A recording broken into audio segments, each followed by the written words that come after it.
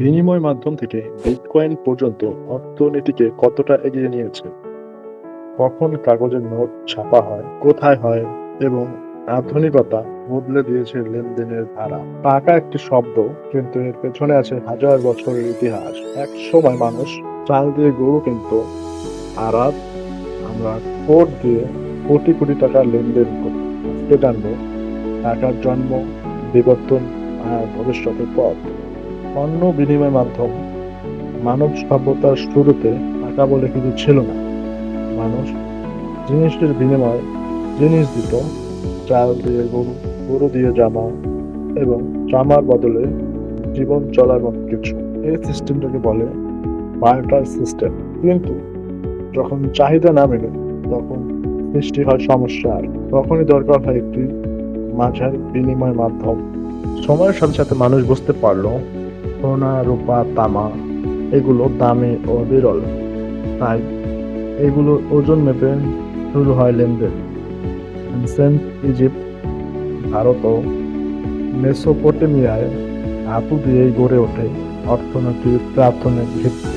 এরপর খ্রিস্টপূর্ব 600 সালে বর্তমান তুরস্কের লিবিয়া রাজ্যে তৈরি হয় প্রথম সরকারি মুদ্রা। লিবিয়া রাজ্য তুরস্কের পশ্চিম অংশে অবস্থিত। সোনা রূপার মিশ্রণে তৈরি এই মুদ্রা রাজমোহর দিয়ে অনুমোদিত ছিল। এটি শুধু ধাতু নয়, মানুষের বিশ্বাসের প্রতীক হয়ে দাঁড়ায়।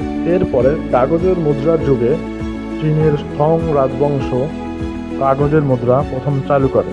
এর কারণ হলো চীনের ব্যবসায়ীরা ধাতব মুদ্রা বহন করতে সমস্যায় পড়ে। চীনের ব্যবসায়ীরা শুরু করলো আনুমানিক নবম শতকে চীন সরকার চালু করে বিশ্বের প্রথম কাগজের টাকা, জিয়াওজি নামে। পরে ইউরোপে, বিশেষ করে সুইডেন 1661 সালে প্রথম সরকারিভাবে কাগজের নোট চালু।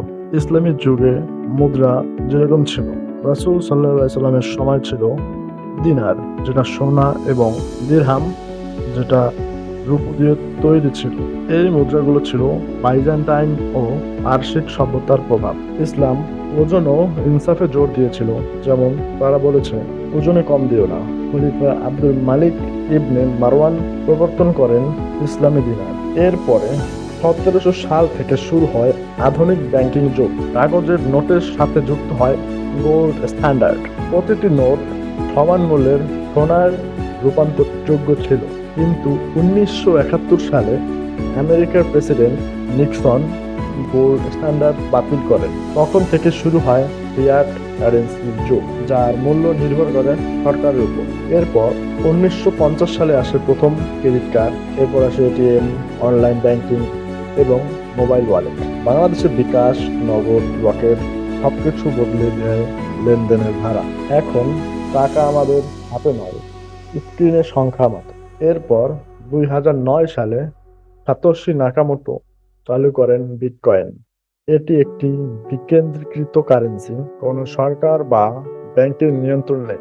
ব্লকচেন প্রযুক্তি টাকাকে দেয় স্বচ্ছতা, স্বাধীনতা এবং নিরাপত্তা। ভবিষ্যতের মুদ্রা বলতে আমরা আগামী দিনে আমরা হয়তো কোনো কাগজে টাকা দেখব না। টাকাকে চালাবে কৃত্রিম বুদ্ধিমত্তা, আর্টিফিশিয়াল ইন্টেলিজেন্স, ব্লকচেন এবং সেন্ট্রাল ব্যাংক ডিজিটাল কারেন্সি।